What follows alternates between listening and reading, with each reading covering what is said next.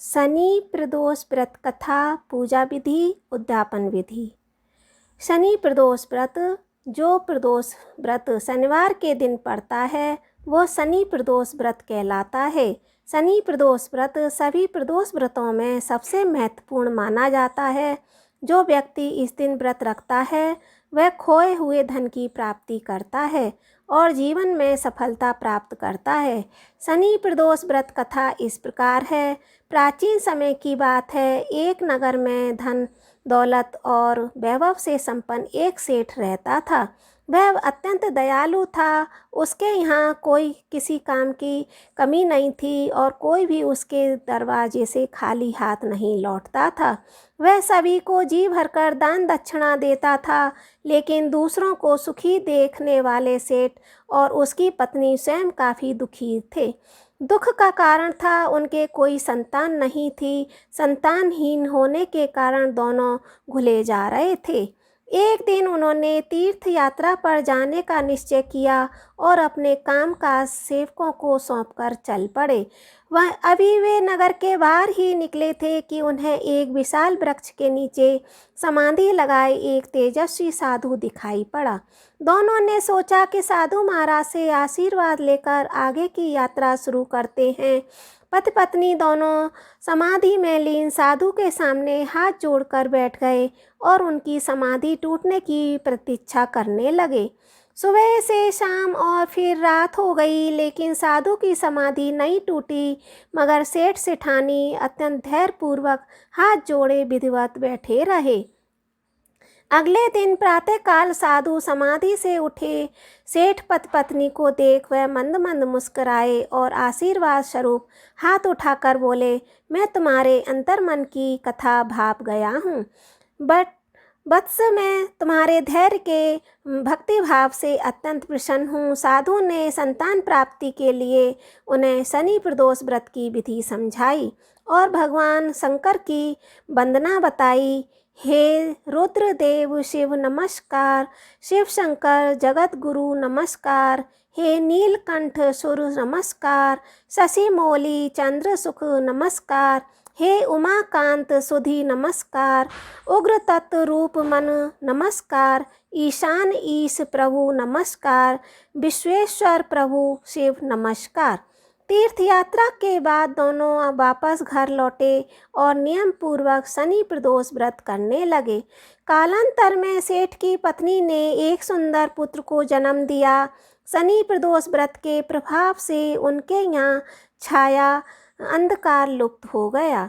दोनों आनंद पूर्वक रहने लगे। शनि प्रदोष व्रत विधि।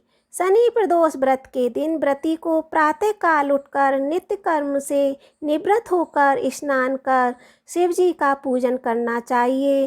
पूरे दिन मन ही मन ओम नमः शिवाय का जाप करें और त्रयोदशी के दिन प्रदोष काल में सूर्यास्त के बाद 4:30 बजे से 7 बजे के बीच में पूजा करें। व्रती को चाहिए कि शाम को दोबारा स्नान करके वस्त्र धारण करें और पूजा स्थल पर शिव मंदिर में जाकर पूजा करें और पंचरोली का मंडप बनाकर सामग्री एकत्रित करें। लोटे में शुद्ध जल भरें और शिव जी की पूजा विधि विधान से करें। ओम नमः शिवाय कहते हुए शिव जी को जल अर्पित करें। इसके बाद दोनों हाथ जोड़कर शिव जी का ध्यान रखें। ध्यान का स्वरूप करोड़ों चंद्रमाओं के समान कांतिवान त्रिनेत्रधारी, मस्तक पर चंद्रमा का आभूषण धारण करे, जूटधारी, रुद्रमालाधारी, त्रिशूलधारी, नागों के कुंडल पहने, रत्न जड़ित सिंहासन विराजमान शिव जी हमारे सारे संकटों को दूर करें और सुख समृद्धि प्रदान करें। इस प्रकार से ध्यान करना चाहिए। शनि प्रदोष व्रत की कथा सुने और कथा सुनाएं। कथा समाप्ति के बाद हवन सामग्री मिलाकर 11, 21 या 108 बार ओम ह्रीम क्लीम नमः शिवाय स्वाहा मंत्र से आहुति दें। उसके बाद शिव जी की आरती करें। उपस्थित जनों को आरती दें। सभी को प्रसाद वितरित करें। उसके बाद भोजन करें। भोजन में केवल मीठी सामग्रियों का उपयोग करें।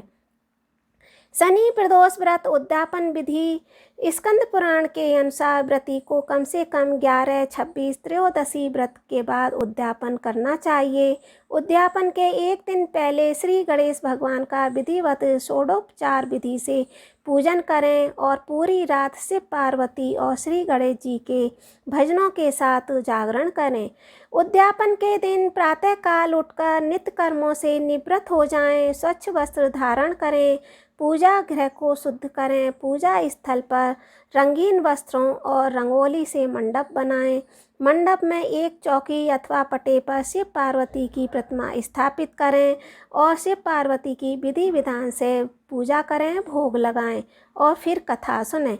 अब हवन के लिए 1.25 किलो आम की लकड़ी और हवन कुंड में सजाएं, हवन कुंड की खीर से भोग लगाएं और हाथ जोड़कर पूजन विधि करें। अब अग्नि प्रज्वलित करें। शिव पार्वती के उद्देश्य से खीर से ओम उमा सहित शिवाय नमः मंत्र का उच्चारण करते हुए 108 बार आहुति दें। हवन पूर्ण होने के पश्चात शिव की आरती करें, ब्राह्मणों को सामर्थ्यानुसार दान दें और भोजन कराएं। आप अपने इच्छानुसार 1 या 2 या 5 ब्राह्मणों को भोजन अथवा दान करा सकते हैं। यदि भोजन कराना संभव नहीं है तो किसी मंदिर में यथाशक्ति दान करें। इसके बाद बंधु बांधवों सहित प्रसाद ग्रहण करें और भोजन करें। इस प्रकार उद्यापन करने से व्रती पुत्र पौत्रादि से युक्त होता है और आरोग्य लाभ होता है। इसके अतिरिक्त वह अपने शत्रुओं पर विजय प्राप्त करता है और संपूर्ण पापों से मुक्त होकर शिव धाम को पाता है। ओम नमो